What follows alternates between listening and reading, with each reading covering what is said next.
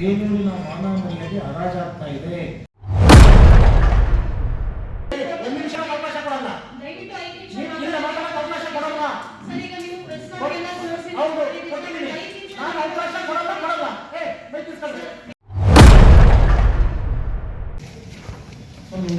ಸರಿಯಾದ ಲೇಬರ್ ದುಡ್ಡು ಕೊಡಲ್ಲ ಸರ್. ಹೌದು, ಸಾಯಿಸ್ತಾರೆ.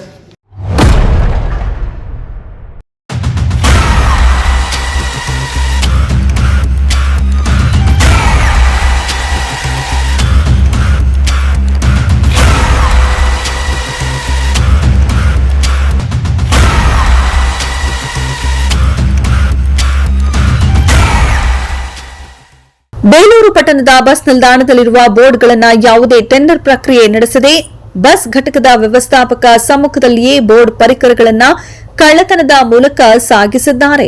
ಈ ಬಗ್ಗೆ ಸಾರ್ವಜನಿಕರು ಫೋಟೋ ಸಮೇತ ದೂರು ನೀಡಿದ ಹಿನ್ನೆಲೆಯಲ್ಲಿ ಸಾರಿಗೆ ಸಚಿವರಾದ ರಾಮಲಿಂಗಾರೆಡ್ಡಿ ಅವರಿಗೆ ಪತ್ರ ಬರೆದು ತನಿಖೆ ನಡೆಸಲು ಒತ್ತಾಯ ಮಾಡಲಾಗುತ್ತದೆ ಎಂದು ಬೇಲೂರು ಶಾಸಕ ಎಚ್ಕೆ ಸುರೇಶ್ ಅಧಿಕಾರಿಗಳ ವಿರುದ್ಧ ಹರಿಹಾಯ್ದು ತಮ್ಮ ಆಕ್ರೋಶವನ್ನ ವ್ಯಕ್ತಪಡಿಸಿದರು. ಪಟ್ಟಣದ ತಾಲೂಕು ಪಂಚಾಯಿತಿ ಸಭಾಂಗಣದಲ್ಲಿ ನಡೆದ ಪ್ರಗತಿ ಪರಿಶೀಲನೆ ಸಾಮಾನ್ಯ ಸಭೆಯಲ್ಲಿ ಮಾತನಾಡಿದ ಅವರು, ಬಸ್ ನಿಲ್ದಾಣದಲ್ಲಿನ ಬೆಲೆ ಬಾಳುವ ಬೋರ್ಡ್ಗಳ ಕಳ್ಳತನದ ಬಗ್ಗೆ ರಂಜಿತ್ ಎಂಬ ವ್ಯಕ್ತಿ ಫೋಟೋ ಸಮೇತ ದೂರು ನೀಡಿದ್ದಾರೆ. ಬೇಲೂರು ಬಸ್ ಘಟಕದ ವ್ಯವಸ್ಥಾಪಕರು ಸರ್ಕಾರದ ಆಸ್ತಿಯನ್ನ ಉಳಿಸಲು ಸಂಪೂರ್ಣ ವಿಫಲರಾಗಿದ್ದಾರೆ ಎಂದು ಕಿಡಿಕಾರಿದರು. ತಾಲೂಕು ಪಂಚಾಯಿತಿಗೆ ಒಳಪಟ್ಟ ಹಾರ್ಡಿಕರ್ ವೃತ್ತದ ಬಳಿಯ ಆಸ್ತಿ ಮತ್ತು ಸರ್ಕಾರಿ ನೌಕರರ ಭವನ ಸಮೀಪದ ಆಸ್ತಿಯಲ್ಲಿ ಅಕ್ರಮವಾಗಿ ಪೆಟ್ಟಿಗೆ ಅಂಗಡಿ ನಿರ್ಮಿಸಿದ್ದಾರೆ. ಇದಕ್ಕೆ ಕಾರಣ ತಾಲೂಕು ಪಂಚಾಯಿತಿ ಆಡಳಿತ ತಮ್ಮ ಆಸ್ತಿಗಳನ್ನು ಸರ್ವೆ ನಡೆಸಿ ಭದ್ರತೆ ಇಲ್ಲದಿರುವುದು ಒತ್ತುವರಿಗೆ ಕಾರಣವಾಗಿದೆ. ಮುಂದಿನ ಸಾಮಾನ್ಯ ಸಭೆ ಒಳಗೆ ಅಕ್ರಮ ಪೆಟ್ಟಿಗೆ ಅಂಗಡಿಗಳನ್ನು ತೆರವುಗೊಳಿಸಬೇಕು ಎಂದು ತಾಲೂಕು ಪಂಚಾಯಿತಿ ಇಒ ವಸಂತಕುಮಾರ್ ಅವರಿಗೆ ತಾಕೀತು ಮಾಡಿದರು. ಬೇಲೂರು ತಾಲೂಕಿನಲ್ಲಿ ನಡೆಯುತ್ತಿರುವ ಜಲಜೀವನ್ ಮಿಷನ್ ಕುಡಿಯುವ ನೀರಿನ ಯೋಜನೆ ತೀವ್ರ ವಿಳಂಬದ ಜೊತೆಗೆ ಕೆಲ ಭಾಗದಲ್ಲಿ ಕಳಪೆ ಕಂಡುಬಂದಿದೆ.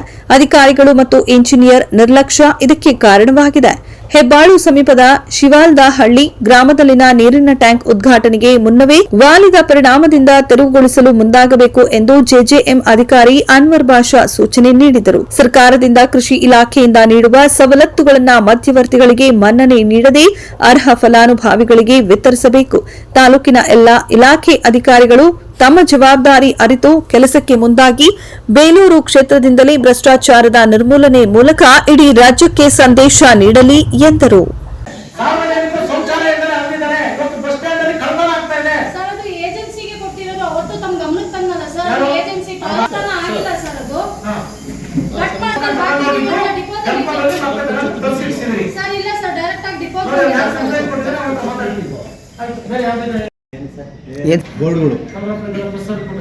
ಮ್ಯಾನೇಜರು ಸಿಬ್ಬಂದಿಗಳು ಅಲ್ಲಿರ್ತಕ್ಕಂಥ ಅಡ್ವರ್ಟೈಸ್ ಬೋರ್ಡ್ಗಳನ್ನು ಕದ್ದು ಮಾಡಿದ್ದಾರೆ ಅಂತ.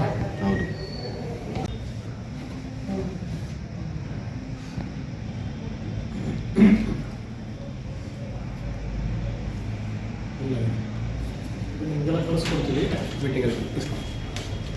ರಾಮಲಿಂಗಾರೆಡ್ಡಿ ಅವರಿಗೆ ನೇರ ಅಡ್ರೆಸ್ ಮಾಡಿ ನಿಮ್ಮ ಪತ್ರಿಕಾ ಮೂಲಕ ಈ ತರ ಲೂಟ್ ಬೇಲೂರಲ್ಲಿ ಅಂತ ಹೇಳೋದು ಇಲ್ಲ ಸರ್. ದಯವಿಟ್ಟು ನಾನು ತಗೊಳ್ಳೋದು ಇಲ್ಲ ಸರ್. ಒಂದ್ ನಿಮಿಷ ಸರ್, ಒಳ್ಳೆ ಪ್ಲೀಸ್. ಅದಾದ್ಮೇಲೆ ಅದೇನು ಫೋಟೋ ನಾವು ನೀವು ತಗೊಂಡಿದ್ದೀರ ಅಂತಲ್ಲ, ಸಾರ್ವಜನಿಕರ ಜಾಲತಾಣದಲ್ಲಿ ಹಸ್ತಕ್ಷೇಪ ಆಗ್ತಾ ಇದೆ. ಬೇಲೂರಿನ ಮಾನವನಲ್ಲಿ ಹರಾಜಾಗ್ತಾ ಇದೆ.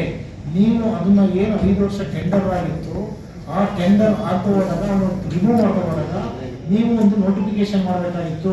ಈ ರೀತಿ ಒಂದು ಬೋರ್ಡ್ ಇದೆ, ಇದಕ್ಕೆ ಹಿಂಗೆ ಟೆಂಡರ್ ಕರೀತಾ ಇದೀವಿ, ಇದನ್ನ ರಿಮೂವ್ ಮಾಡ್ಕೊಂಡು ಹೋಗೋದಕ್ಕೆ ಟೆಂಡರ್ನ ಕರೆದ್ಬಿಟ್ಟು ಅದನ್ನ ತಗೊಂಡು ಸರ್ಕಾರಕ್ಕೆ ಆ ಆದಾಯವನ್ನು ಹೆಚ್ಚಿಸಬೇಕಾಗಿತ್ತು.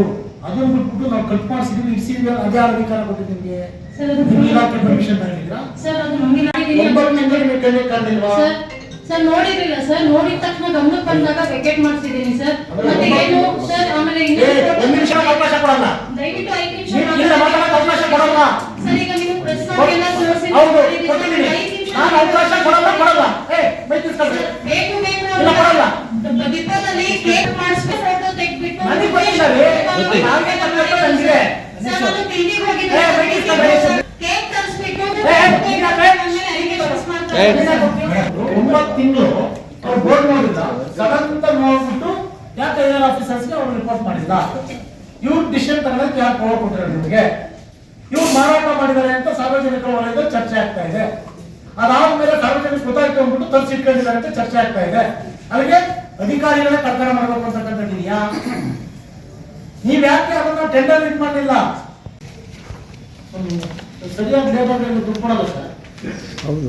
ಸಾಧಿಸ್ತಾರೆ ಸಾಂಕ್ಷನ್ ಎಲ್ಲ ಬೆಂಗಳೂರಿಂದ ಸರ್.